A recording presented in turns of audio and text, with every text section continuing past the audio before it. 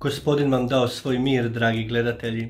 U ovome videu vidjet ćete kako izgleda jedan moj dan u odabranoj izolaciji, naime primjenjivanje onoga načela ostani doma, ostani kod kuće. Vjerujem da će vam se svidjeti, da će vam biti poticajan, jer svatko od nas mora dati svoj doprinos u sprječavanju širenja koronavirusa, a pri tome ostati i radostan i zdrav. Nadam se da ćete uživati i da ćete pronaći nešto i za sebe. Snijeg svud pada, zvona zvone, a ne, nije to je korizma je sad, aha, okej.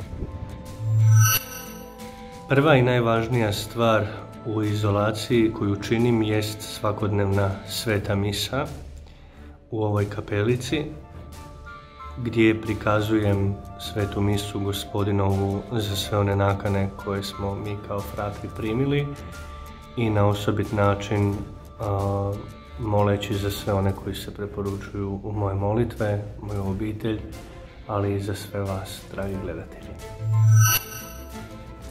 Tu je i redovita molitva časoslova koju mi redovnici prakticiramo 5 puta dnevno, gdje se uključujemo u molitvu cijele crkve, moleći osobito za sve vaše potrebe, dragi gledatelji.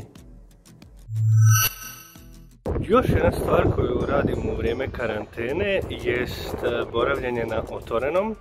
Iako nije nimalo praktično sada po ovim novim standardima kada je u 3. mjesecu odlučio pasti snijeg, uz potres koji nas je pogodio i uz sam koronavirus koji je u ovome gradu itekako prisutan.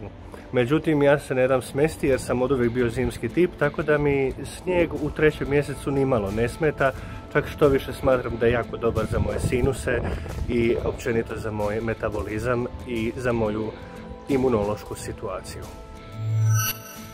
Zahvalan sam dragome Bogu da mogu biti na ovakvoj jednoj terasi, što znači da mogu boraviti na otvorenom bez da izađem iz svoje kuće. Doista prekrasan pogled puca sa ove naše terase i to je još jedan od dobrih načina za provođenje izolacije, a to je biti na otvorenom dok si zapravo u zatvorenom.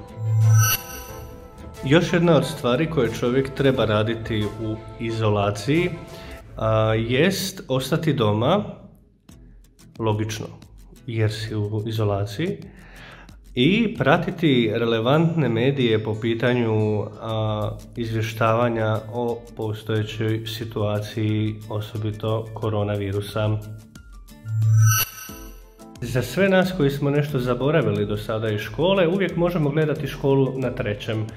Evo, trenutno dok ja ovo snimam, u tijeku je škola za 4. razred osnovne škole, pa u slučaju da smo nešto iz toga gradiva zaboravili, ove divne učiteljice će nam pokazati i ponoviti sve ono što je važno znati za tu dob.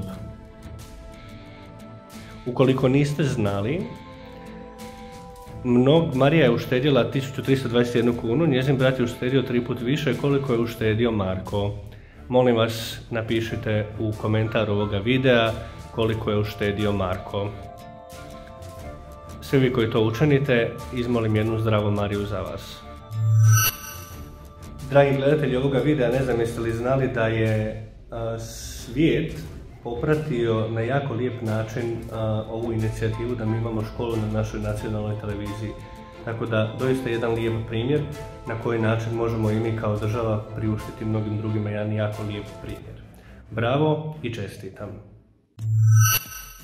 Međutim, gledajući televiziju možete biti i beskorisni. I to na sljedeći način. Recimo, možete prebacivati kanale kao da trčite konjsku utrku. Tako da zapravo ne stignete vidjeti ni što se događa na kojem kanalu, nego jednostavno samo prebacujete tražeći nešto što zapravo ni sami ne znate što tražite. Što sam još korisno radio u izolaciji? Pa uspio sam napokon posložiti sve svoje knjige onako kako sam planirao, po nekom tematskom rasporedu, i da to sve skupa jako lijepo... Što je ovo? i da to sve skupa jako lijepo izgleda, kao što možete vidjeti. Baš sam sretan. Neizostavni dio proživljavanja izolacije je i dobra knjiga.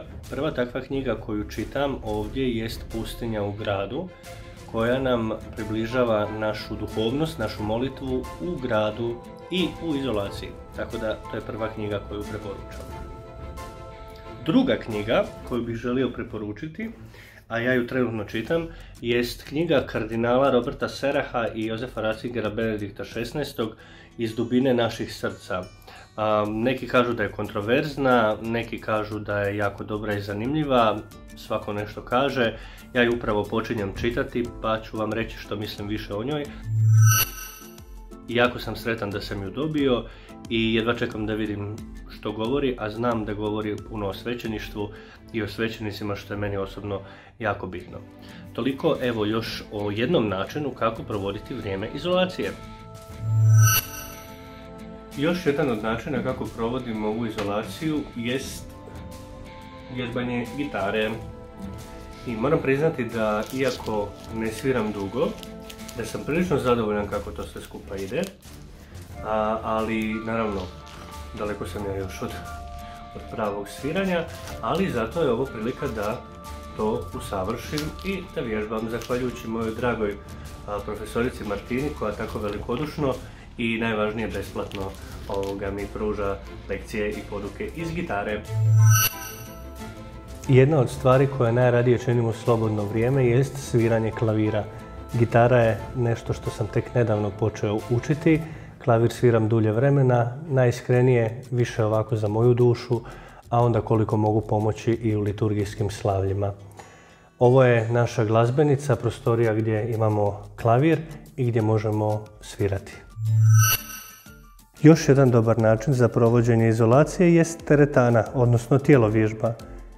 Molim, pogledajte lastu. Ne želimo biti kao lasta i zato je jako važno voditi računa i o tjelovježbi. To be fit. Moram priznati da ova pokretna traka zvuči više kao usisavač, ali dobro dođe. Svakako samo tjelovježba i hrabro, nećemo postati kao lasta. Osim korisnih društvenih aktivnosti, čovjek u izolaciji može raditi i gomilu beskorisnih stvari. Prva od beskorisnih stvari koje čovjek može raditi jest brojati crijepove na ovoj kapelici, kako bismo znali njihov točan broj. A onaj korisni dio toga bi bio da za svaki taj crijep izmolimo jednu zdravu Mariju za sve one koji su u današnjoj teškoći. Druga plemenita, iako također beskorisna stvar, jest prebrojati ove blokove od kojih je crkva napravljena, koja je također potpuno beskorisna, osim ako ju ne osmislite kao ja, pa izmolite još jedan očenaš, kao što je Papa preporučivao ovih dana, za sve one koji su u potrebi danas. A za one koji su malo ambiciozniji, možete brojati kamenčiće, recimo ove koji su ovdje prisutni na ovoj ploči, na ovome platovu dolje. I za svaki taj kamenčić možete lijepo izmoliti jedan slava Otcu. I tako od građevinskog materijala možemo napraviti krunicu. Za početak, vrlo beskorisna stvar, ali na kraju od nje možemo učiniti nešto vrlo, vrlo korisno. I u onim trenucima kada sam mislio da sam sve čuo, ovih dana je do mene došla vijest da je važno da ostanemo doma i da izađemo van. Dakle, trebamo ostati doma i izaći van. Možda su zapravo mislili reći da trebamo izaći doma i ostati van. Nisam siguran. Znam da je nezgodna situacija, ali najgore od svega vam se sekirati. Zato treba ostati radostan. Radostan što god se događalo. Jer na kraju krajeva, moj tvoj život je u Božjim rukama. Pa treba Bogu zahvaliti i na ovom vremenu kojega proživljavamo i kojega imamo. Nije ga mnogo, ali ono što imamo trebamo iskoristiti kako bismo širili ljubav, mir, prijateljstvo i radost. Božji blagoslov svima, a ovo je bio video o tome kako provodim izolaciju